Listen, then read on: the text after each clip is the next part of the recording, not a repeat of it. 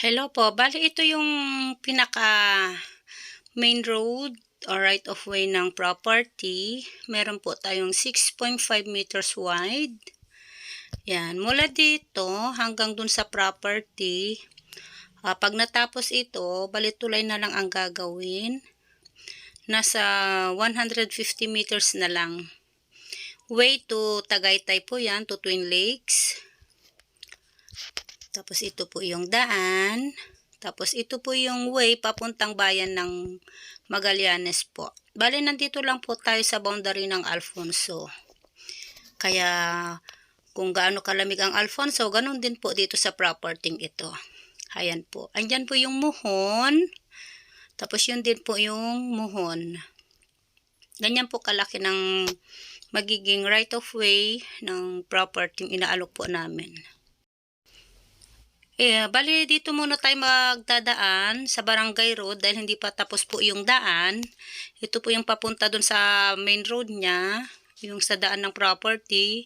Ito po muna ay yung Barangay Road. Yan, bali papasok po tayo diyan. Tapos way to Twin Lakes. Ayan na, papasok na po tayo. Ito po yung daan papunta na sa property. Pansamantala lang po ito habang hindi pa po tapos yung private niya. Yan, ganito po yung mga dadaanan nyo. Ayan, cemented road muna dito. Dahil maulan po, magkakaroon tayo ng konting rough road.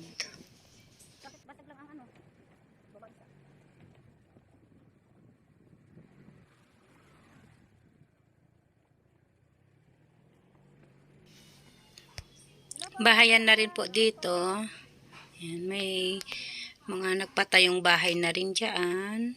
Lalo na po sa dulo, maraming bahay po doon. Malapit sa property ino-offer po namin sa mga buyer. Yan, dahil maulan, ano naman po yan, mga bato. Hindi naman po maputik. Yan, bato naman po. Natabunan po ni seller ng grava. Yan, dito po yung start ng daan. Yan. Yan, hanggang sa baba na po yan. Hanggang sa property na po ito. Bababa na po ako sa property ng yung inialok ko sa inyo na 700. Ayan, meron na po si na seller ginawang kubo. Ito po, pahingahan nila. Ayan, pag may mga wire, pwede po dyan sila. Ito po ang materyales. Yan po, meron na po silang hollow block. Dito po ako sa Bukana pa lang yan mo. Ito po kasi sir, sold na to. Yan.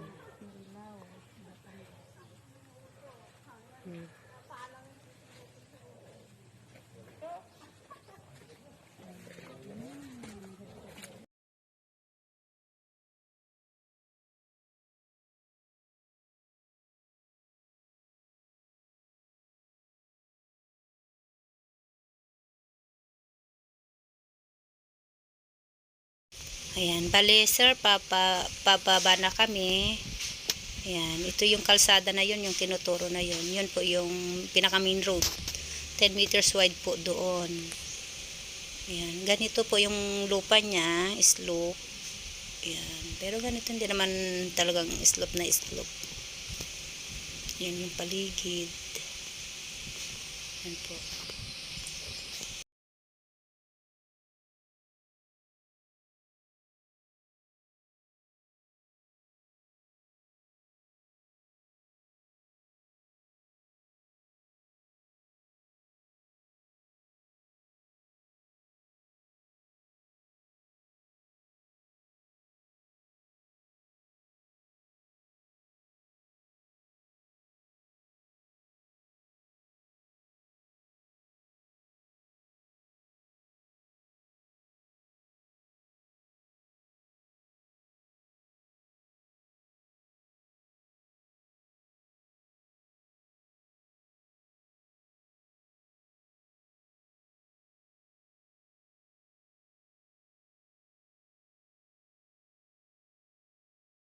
Oh, vlog. Ito po yung magiging daan. 6 meters. Sir, 6.5 yan. 6.5 meters wide. isang muhon ng 700. Yan po, diretso po ito.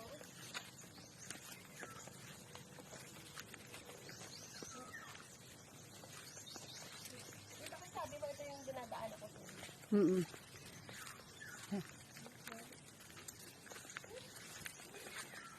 May development naman to.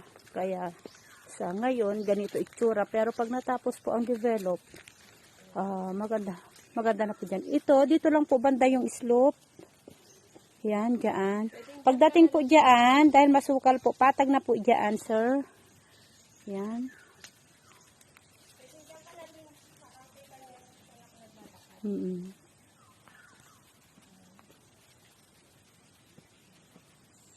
Yan, sir, dapat kunin mo na ito, sir, ha. Dalawang balik na kami dito inikot-ikot.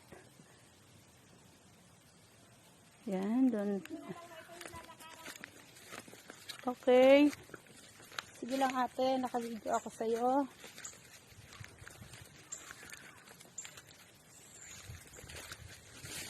Sana walang ahas. Oh.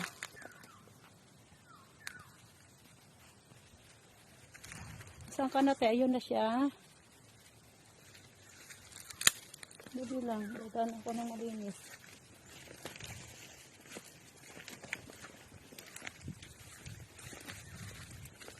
Diyan ka muna, te. Sandali lang.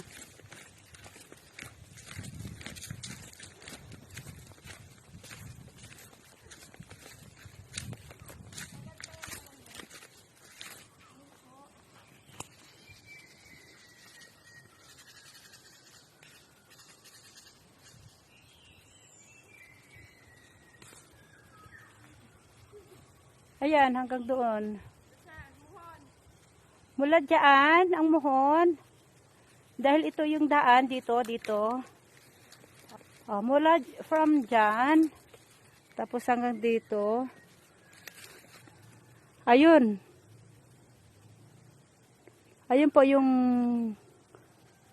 basta may pulang kahoy na to. Ito, sa gitna ng nyug. Yan po yung ano. Yan po yung frontage. Aabot siya ng 30.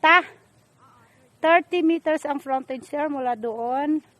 Tapos, pag andito halimbawa, ayan yan. Ayan doon sa Ate Irene na yun.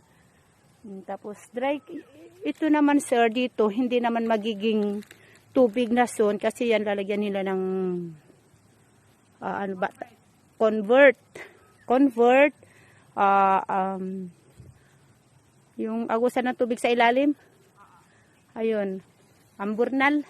Ayun, amburnal doon, sir. Tapos, tatabunan nila ng lupa, convert na. Para ang lupa manatiling stay or hindi siya babagsak.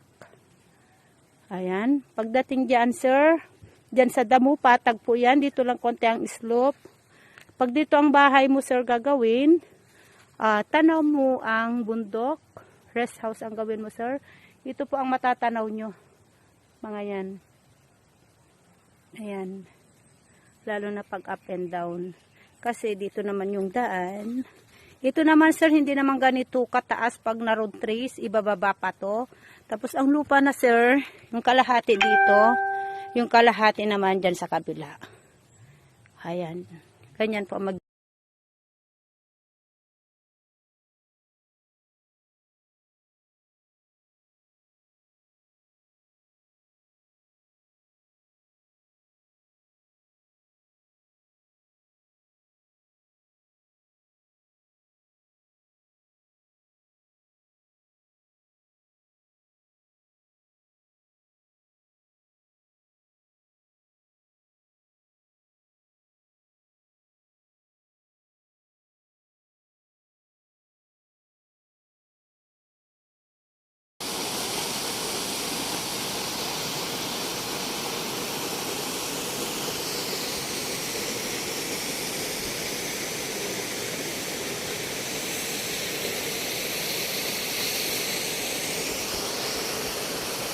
Tapos mountain view.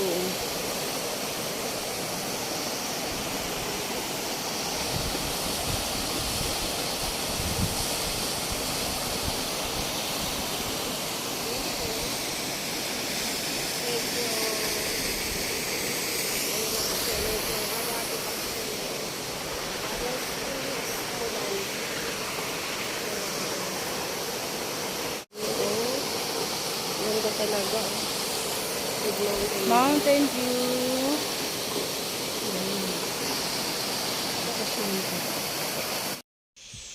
Yan, ganito po yung lagay ng property sa malapit sa ilog. Ganyan po ka-slope. Ito yung gusto nyo sir sa mapa. Yan, slope na yan. Sir, ipapakita lang namin dito ito ay yung papunta sa ilog na slope niya. Yung mga sa gilid na naka-hold na may kulay na. Yan, ito na po yun. Ganito ka-slope. Yan sir, kaya hindi namin pwede i-offer na. Kasi ganyan po ka-slope. Ayan.